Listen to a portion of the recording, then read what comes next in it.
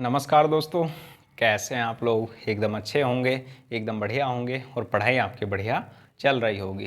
Comment आप लोग हमेशा किया करो, कोई भी आप लोग वीडियो देखो उसके लास्ट में हमेशा कमेंट किया करो, ताकि मुझको पता लगे कि वीडियो कैसा था और आपके रिप्लाई क्या थे। क्योंकि हम लोग तुरंत तो सीख नहीं सकते, लेकिन जब आप लोग कंप्लीट ही इसको देखोगे तो कुछ ना कुछ पक्का आप लोग सीखोगे। लास्ट क्लास में हमने बात की है सीरीज़ के कैसे हमारे सवाल बन सकते हैं। एक सवाल के बारे में हमने बात की है और उसके बाद हमारे क्या सवाल बनेंगे उनके बारे में आज हम लोग बात करने वाले हैं। लेकिन उनमें क्या प्रयोग होगा, कैसे हम लोग उनको करेंगे, उनके कुछ पॉइंट मैंने आपको समझाने की कोशिश की थी। यदि आपने उनको नहीं देखा है तो आप लोग देखिए, पक्का कुछ ना कुछ आपको सीखने के लिए मिलेगा। मुझे लगता है कुछ पॉइंट आपको समझ में नहीं आए हैं, उनको मैं आपको समझाने की वापस से कोशिश करता हूँ। क्योंकि मुझे ऐसा लगता है कि कुछ बंदों को ये पॉइंट समझ में नहीं आए थे कि कैसे हम लोग डायरेक्ट उसको कर सकते हैं और कैसे हम लोग डायरेक्ट नहीं कर सकते। वापस से मैं आपको एक दो पॉइंट समझाने की कोशिश करता हूँ, फिर हम लोग सवालों के बारे में बात करेंगे। देखो, हमारे पास लिखा हुआ है जैसे 1/2 × 3 लिखा हुआ है, तो डायरेक्ट हम लोग इसको क्या लिख सकते हैं, इसको लिख सकते हैं 1/2 - 1/3।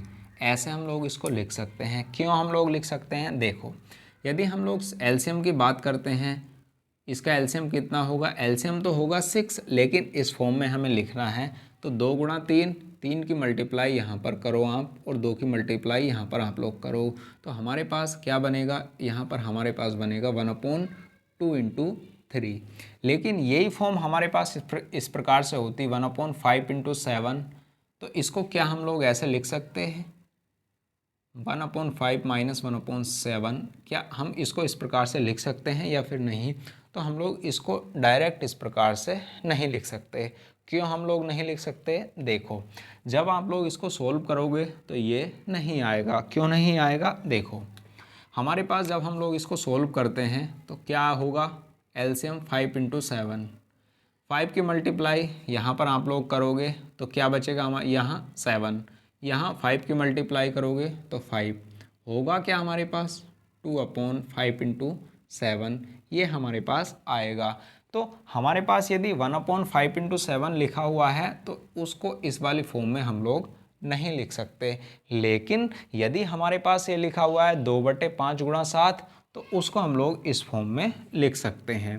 तो कैसे हमें पता लगेगा कि यदि 2/5 × 7 लिखा है या 3/6 × 9 लिखा है तो हम लोग उसको ऐसे लिख सकते हैं या नहीं, ये हमें पता कैसे लगेगा। ये हमें पता लगेगा हमारे पास जो भी संख्याएं दी गई हैं उनके बीच डिफरेंस कितने का है। यदि हम लोग डिफरेंस का पता लगा लेंगे तो आसानी से हम लोग उसको सोल्व कर सकते हैं। देखो, हमारे पास सबसे पहले इस प्रकार की यदि कोई फॉर्म लिखी है, उसको इस प्रकार लिखने से पहले हमें चेक करना होगा कि इनके बीच कितने का अंतर दिया गया है। यदि हमारे पास अंतर देखोगे आप लोग तो कितने का अंतर है, 2 का। यदि हमारे पास यही अंतर ऊपर वाली संख्या में दिया है, समझना आप लोग, जिसको हम लोग बोलते हैं अंश बटे हर, यदि अंश में हमारे पास इनका डिफरेंस दिया है तो हम लोग डायरेक्ट उसको इस फॉर्म में लिख सकते हैं। लेकिन यदि अंतर हमारे पास ऊपर ये अंश में नहीं दिया है तो हम लोग इन दो संख्याओं का, यदि 2 संख्याएं हैं तो उनका अंतर देखना है, 3 संख्याएं हैं तो उनकी भी बात करूंगा मैं, क्या उनका देखना है, उनका भी अंतर ही देखना है, पर पहली संख्या का और तीसरी संख्या का वहाँ अंतर हम लोग देखेंगे। लेकिन हमारे पास आप लोग मुझे बताओ, यदि इन 2 संख्याओं का अंतर देखना है, यदि अंतर ऊपर नहीं है तो हमें अंतर बनाना होगा। और बनाएंगे हम लोग कैसे, हम लोग कुछ नहीं करेंगे, हमारे पास 1/5 × 7 लिखा हुआ है। अब हमें देखना है अंतर यहाँ पर ऊपर 5 और 7 में अंतर कितने का है, 2 का, लेकिन हमारे पास यहाँ 1 है, तो हम लोग यहाँ क्या करेंगे, 2 से गुणा कर देंगे और 2 से ही हम लोग भाग कर देंगे। तो हमारे पास ये वाला 2 कहाँ जाएगा, अंदर, तो ऊपर क्या, यहाँ बाहर क्या बचेगा, 1/2 और 2/5 × 7।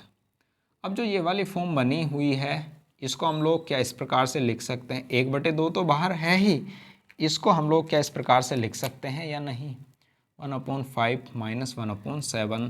तो आप लोग कहोगे हम लोग बिल्कुल लिख सकते हैं, क्योंकि जब हमने ये इसको सोल्व किया था तो हमारे पास ये वाली फॉर्म बनी थी, और हमारे पास जब हम लोग इसको सोल्व करेंगे तो हमारे पास क्या बनेगा, ये बनेगा, और इसको सोल्व हम लोग करेंगे तो हमारे पास इसको हम लोग इस प्रकार से लिख सकते हैं। यानी डिफरेंस हम लोग बनाएंगे तो हमें क्या करना होगा, हमें करना होगा उतने ही संख्या से, जितने का डिफरेंस है उतने से मल्टीप्लाई करनी होगी, और उतने से ही हम लोग क्या करेंगे, वहाँ डिवाइड करेंगे।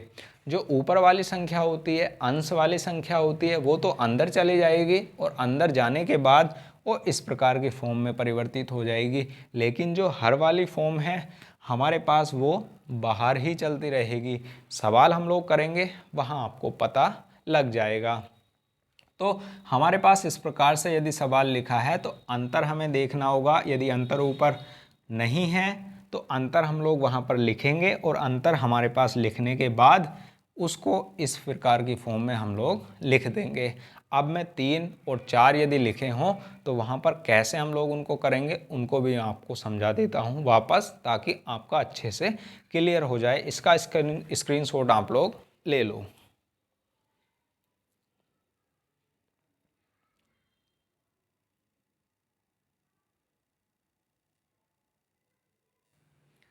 दो पॉइंट आपके सामने लिखे हैं, और कैसे हम लोग इनको सोल्व कर सकते हैं देखो आप लोग ध्यान से। यदि हमारे पास सबसे पहले क्या चेक करना है, इन सवालों में हमें चेक करना है पहली संख्या और बाद वाली जो लास्ट वाली संख्या उनके बीच अंतर कितने का है। हमने देखा इनके बीच अंतर कितने का है, 4 का। यदि हमारे पास अंतर ही ऊपर दिया गया है तो इसको हम लोग डायरेक्ट किस फॉर्म में लिख सकते हैं, इसको हम लोग इस प्रकार की फॉर्म में लिख देंगे, 1/5 इंटू 7, इस प्रकार की फॉर्म में हम लोग इसको लिख देंगे। अभी मैं सोल्व करके आपको दिखाता हूँ क्यों हम लोग ऐसा कर देते हैं। इसको जब हम लोग सोल्व करेंगे तो हमारे पास ये ही आएगा। यदि हमारे पास यहाँ अंतर 4 नहीं होता, कुछ और संख्या होती जैसे नीचे लिखा है, उसको मैं समझाऊंगा आपको तो क्यों हम लोग ऐसा नहीं कर सकते। और यदि अभी मैंने आपको समझाया था कि यदि अंतर नहीं है तो अंतर हम लोग बनाएंगे, और अंतर बनाते कैसे हैं, उतनी ही संख्या से मल्टीप्लाई करते हैं और उतनी ही संख्या से डिवाइड हम लोग करते हैं। यदि दोनों को आप लोग काटोगे तो वहाँ एक ही बनेगा, और एक से किसी की मल्टीप्लाई करते हैं तो कोई फ़र्क नहीं पड़ता।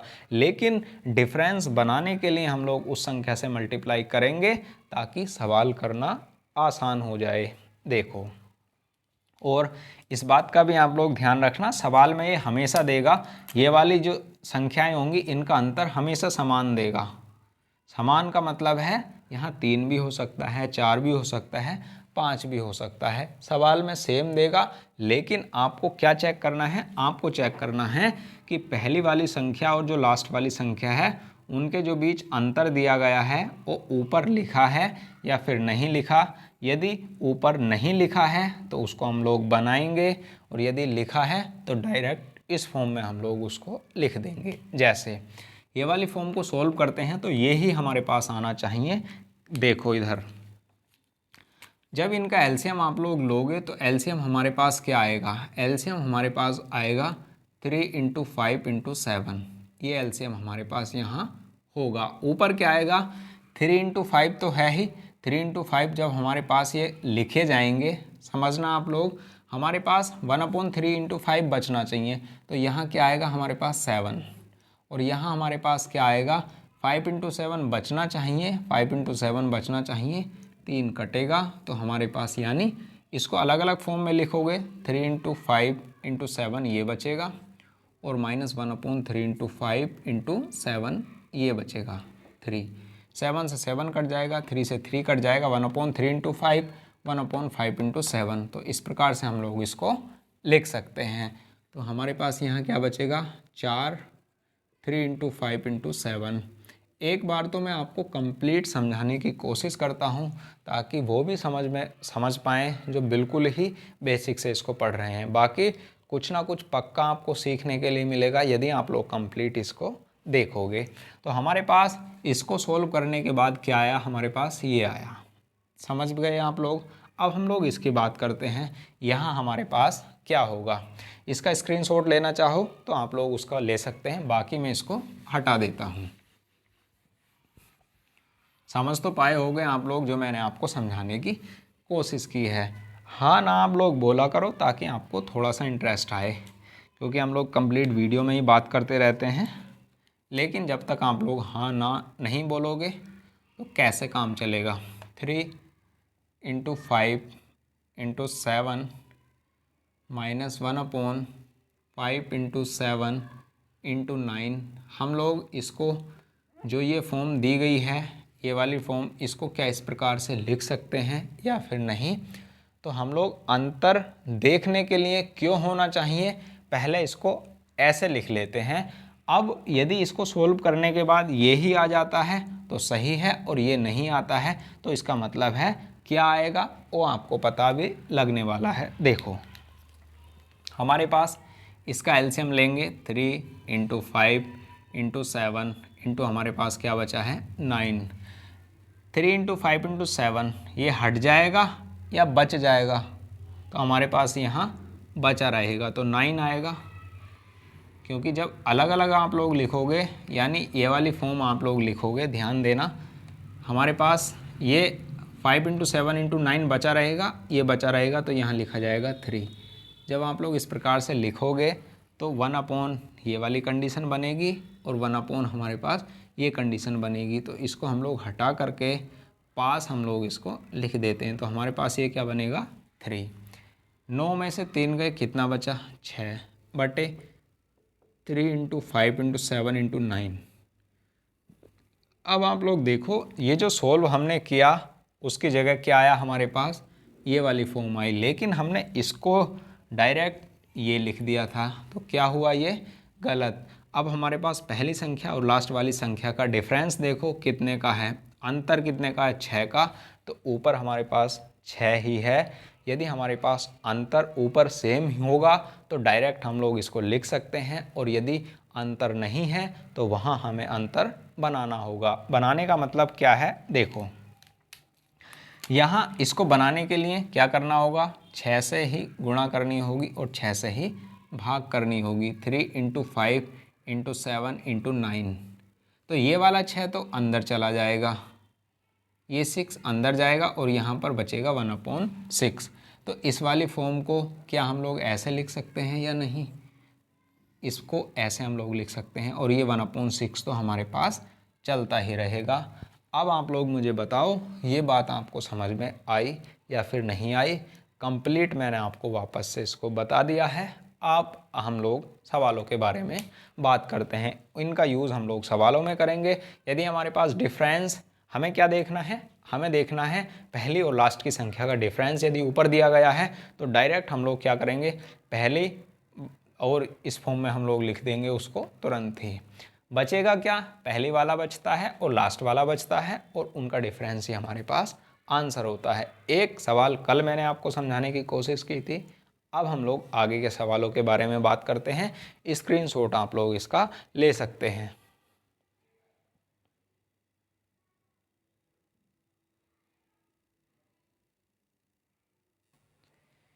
एकदम आसान सवाल आपके लिए लिखा है, आंसर बताओ इसका आंसर क्या होगा। यदि आपने कल का वीडियो देखा है तो आप लोग इसका आसानी से जवाब दे सकते हैं, नहीं देखा तो आप लोग उसको देखिए, कुछ ना कुछ तो आपको वहाँ से भी सीखने के लिए मिलेगा।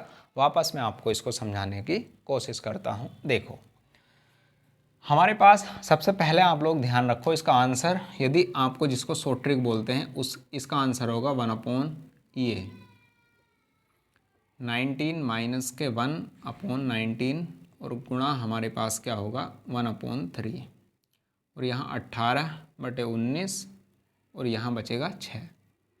तो इसका आंसर क्या है 6/19 है। ये बात आप लोग ध्यान रखो, और कैसे 6/19 है अभी मैं आपको समझाने की कोशिश करता हूँ। सबसे पहले आप लोग देखो हमारे पास जो मैंने आपको पॉइंट समझाया है कि इनके बीच जो ये जो संख्याएं दी गई हैं इनके बीच अंतर कितने का है। आप लोग अंतर देखोगे इनके बीच अंतर कितने का है 3 का। हर संख्या का अंतर देखना है आपको, यहाँ पर कितने का है लिखना नहीं है, सिर्फ देखना है। 4 7 का अंतर 3 है, यहाँ अंतर 3 है, यहाँ 3 है अंतर, यहाँ 3 है अंतर, यहाँ भी 3 दिया गया है अंतर हमारे पास। अब आप लोग बताओ, हमारे पास यदि अंतर 3 है तो ऊपर क्या होना चाहिए?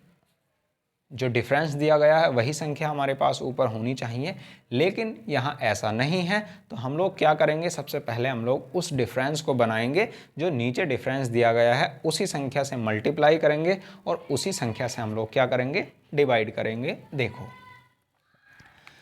तो 3 से आप लोग जब मल्टीप्लाई करोगे और 3 से ही डिवाइड करोगे तो हमारे पास 1/1 इंटू 4 प्लस के 1/4 इंटू 7 और प्लस के आगे तक जाएगा तो हमारे पास इसको लास्ट वाली टर्म्स ही लिख लो 16 इंटू 19।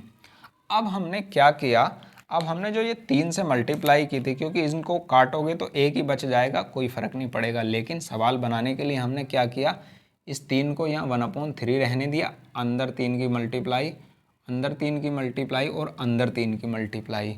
इसको हम लोग कैसे लिख सकते हैं, इसको हम लोग लिख सकते हैं 1/1 माइनस 1/4। अब ये 3 नहीं लिखा जाएगा, ये मैंने आपको समझा दिया है 3 क्यों नहीं लिखा जाएगा। 1/1 माइनस के 1/4, क्योंकि जब इसको सोल्व आप लोग करोगे तो ये 3/1 इंटू 4 आएगा, करके आप लोग देख सकते हो।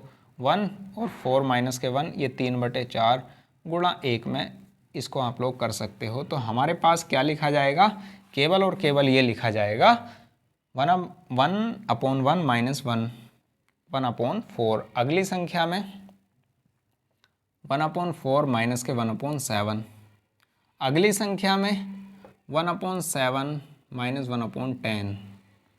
और अगली संख्या में हमारे पास जब इससे पहले वाली संख्या होगी उसको लिखा जाएगा 1/13 माइनस 1/16 प्लस 1/16 माइनस 1/19। जब आप लोग यहाँ पर देखोगे, ये तो हमारे पास माइनस का है और ये प्लस का है, तो ये कट जाएगा, ये भी कट जाएगा। ये माइनस का है, ये प्लस का है, ये कट जाएगा, ये कट जाएगा। ऐसे ही अगले वाली टर्म्स जो होगी वो कट जाएगी, ऐसे ही आगे वाली टर्म्स कट जाएगी। और ये माइनस 1/16 है और ये प्लस 1/16 है, ये कट जाएगा। बचेगा क्या, जो पहले वाला 1/3 है, 1/3, और यहाँ से बचेगा 1, फिर लास्ट से क्या बचेगा 1/19। जब आप लोग इसको सोल्व करोगे तो आंसर हमारे पास क्या होगा, 19 माइनस के 1 18/19 और 1 हमारे पास जो 3 का है, 3 से ये कट जाएगा तो आंसर होगा 6/19, जो मैंने आपके लिए यहाँ पर पहले ही कर दिया था। इसका शॉर्ट ट्रिक क्या होती है, इसकी शॉर्ट ट्रिक होती है हमारे पास, पहले वाली संख्या क्या बचेगी 1/1 और लास्ट वाली क्या दी गई है, ये हमारे पास होता है। लेकिन ये डायरेक्ट तब होगा यदि हमारे पास जो डिफरेंस ऊपर सेम हो। यदि डिफरेंस सेम नहीं है तो आप लोग क्या करोगे, उतने ही डिफरेंस से भाग दे दोगे। जैसे हमारे पास 1 माइनस, इसका आंसर ये होता यदि डिफरेंस हमारे पास सेम होता, लेकिन डिफरेंस सेम नहीं था। कितने का डिफरेंस लाना है, 3 का डिफरेंस सभी में, तो उससे हम लोग क्या करेंगे, 1/3 से मल्टीप्लाई आप लोग कर दो, 1/3 से मल्टीप्लाई कर दो तो आंसर होगा 18। ये हमारे पास इसकी शॉर्ट ट्रिक है 6/19, जो मैंने आपके लिए यहाँ पर सबसे पहले करके दिखाया है। बेसिक क्या है ये आपके लिए लिख दिया है, आप लोग इसका स्क्रीनशॉट लो। अगले सवाल की हम लोग बात करते हैं। कंप्लीट सब चीज़ आसान है, समझ पाओगे तो आप लोग।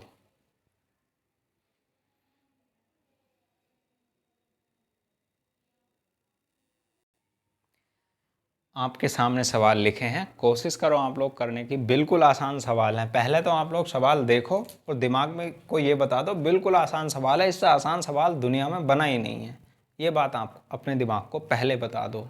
हो ना हो एक अलग बात है, लेकिन ये आप लोग बताओ कि आसान सवाल है, आसान सवाल है और आसान सवाल है। देखो कैसे हम लोग करेंगे, आप लोग बताओ, कोशिश करो करने की।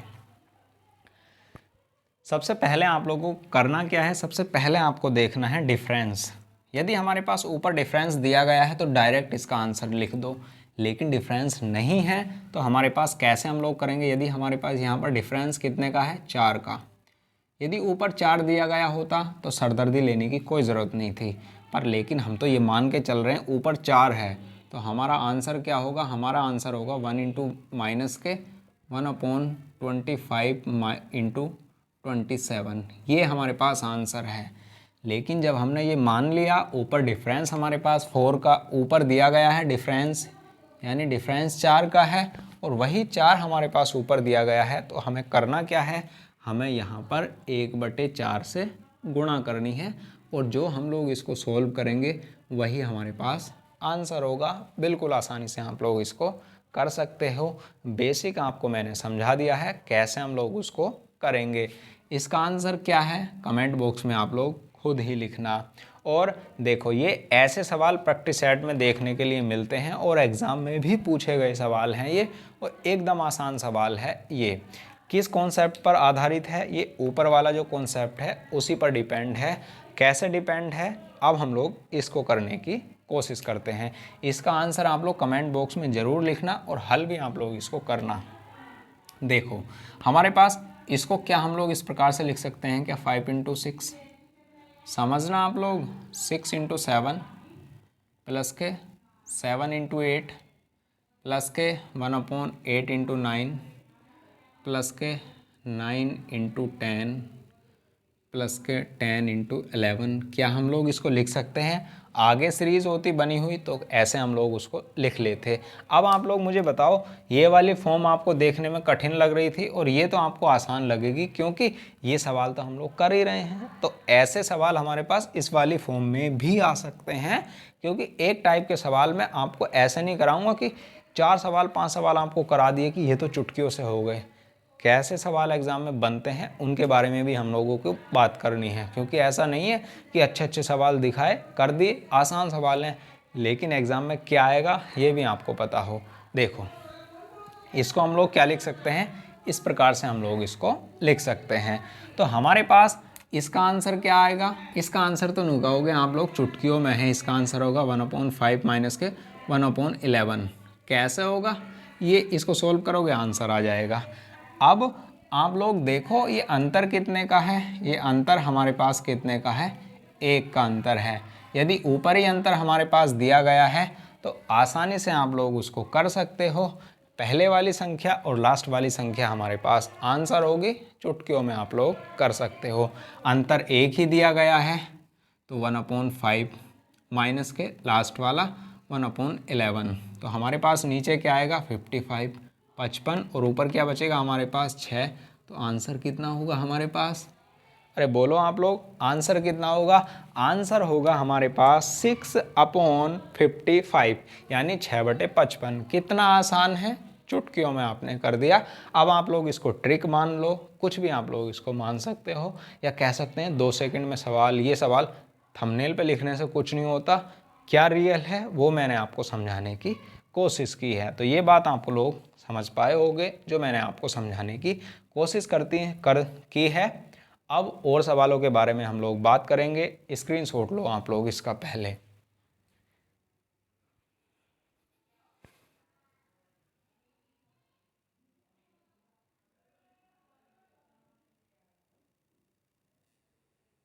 कोशिश करो आप लोग सवाल को करने की, बिल्कुल आसान सवाल है।